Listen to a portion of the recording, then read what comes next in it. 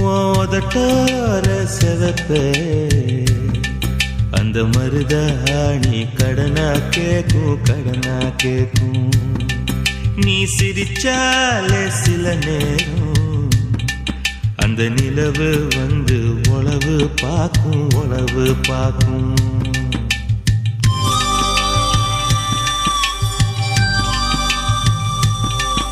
ஏசவாழ தண்டே ஏசவாழ தண்டே சிறுகாட்டு வண்டே.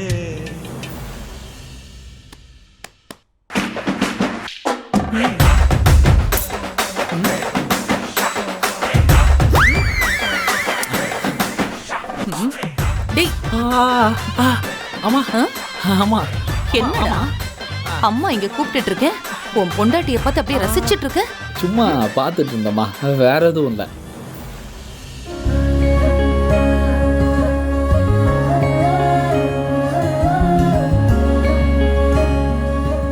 பரவாயில்லையே, பைரவி ரொம்ப அழகா மருதாணி விக்கிறாளே.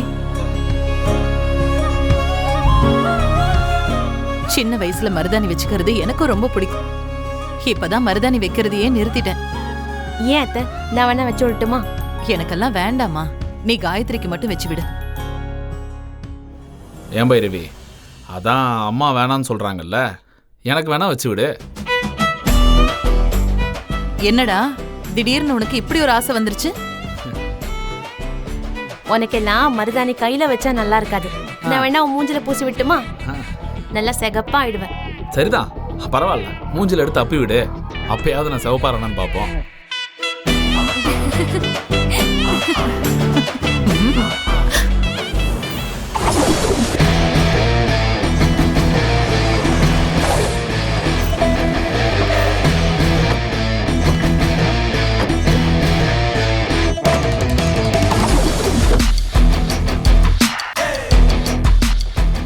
நம்ம போட்ட ஸ்கெட்சு பயங்கரமா ஒர்க் அவுட் ஆயிடுச்சு போலியே.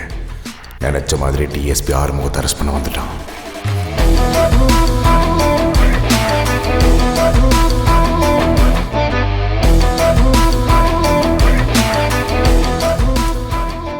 என்ன சார் திடீர்னு வந்திருக்கீங்க? என்ன விஷயம்?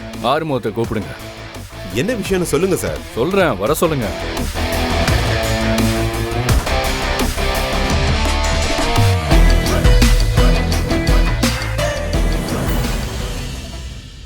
ஆறுமுகம், என்ன போலீஸ் எல்லாம் வந்திருக்கு?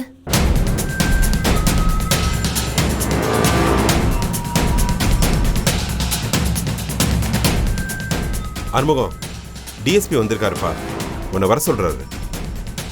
டிஎஸ்பி?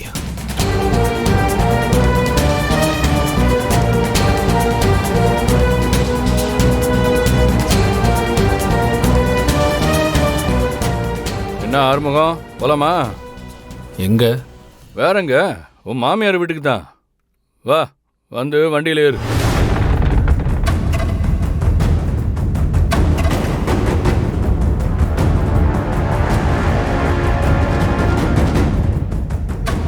என்ன சார், நீங்கள் பாட்டுக்கு வந்தீங்க, வண்டியில் ஏறுன்னு சொல்கிறீங்க. எதுக்காக என்ன கூப்பிட்றீங்க? முதல்ல அதை சொல்லுங்க. உன் தங்கச்சி நிச்சயதார்த்தத்தை நிறுத்தினதுனால சம்பத்தை கத்தியால குத்தி கொல்ல முயற்சி பண்ணிருக்க.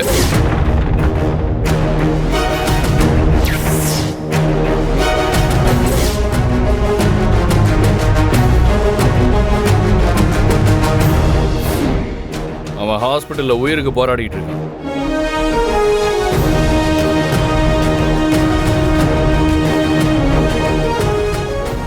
நீ தான் கத்தியால குத்துனன்னு சம்பத் ஸ்டேட்மெண்ட் கொடுத்துருக்கான்.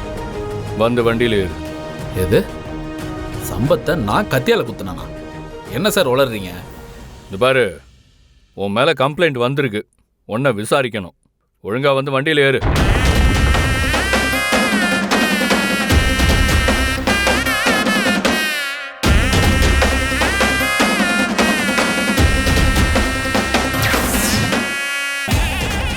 என்ன சட்டையெல்லாம் இவ்வளோ சேரும் சகதியமா இருக்கு?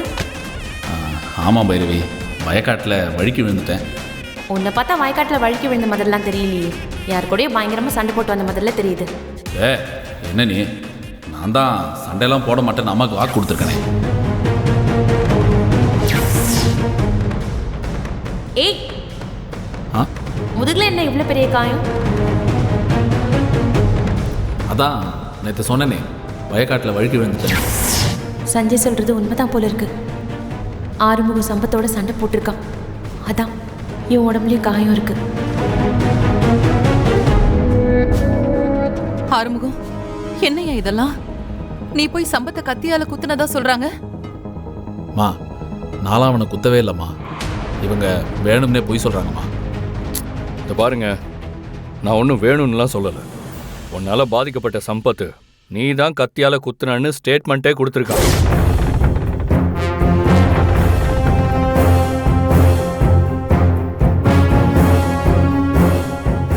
அவனோட மச்சான் மாறன் உன் மேலே கம்ப்ளைண்ட் கொடுத்துருக்கான். நீயா ஒழுங்கா என் கூட வந்துட்டீன்னா நல்லா இருக்கும், இல்லை வேற மாதிரி ஆயிடும். என்ன சார், என்ன பிரச்சனை? எதுக்காக ஆறுமுகத்தை அரெஸ்ட் பண்ண வந்திருக்கீங்க? உங்க அண்ணன் என்ன பண்ணியிருக்கான்னு சொல்லவா டாக்டர்?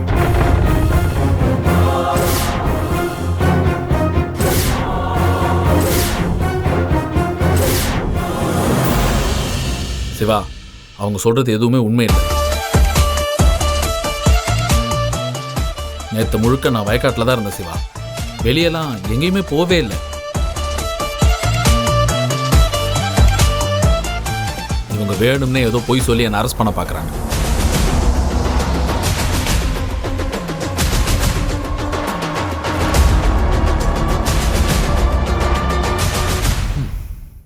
கண்ணன் முடிச்சு எடுத்துட்டு வாங்க.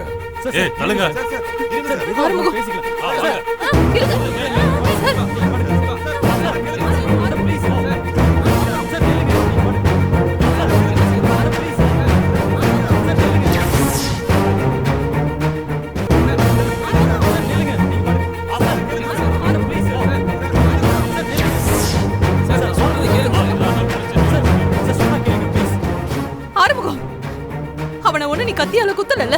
மாமா, நான் செஞ்சேன்னு சொல்ல போறேன். நான் எதுவுமே பண்ணல, என்ன நம்புமா.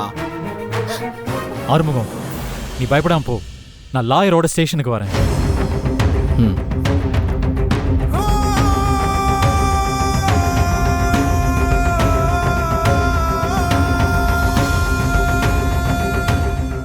பைரவி, நான் அன்னைக்கே உங்ககிட்ட சொல்லிட்டு போனேன், உன் ஹஸ்பண்டை ஒழுங்கா இருக்க சொல்லி. இப்ப பாரு, ஒரு கொலை பண்ற அளவுக்கு துணிஞ்சிட்டான்.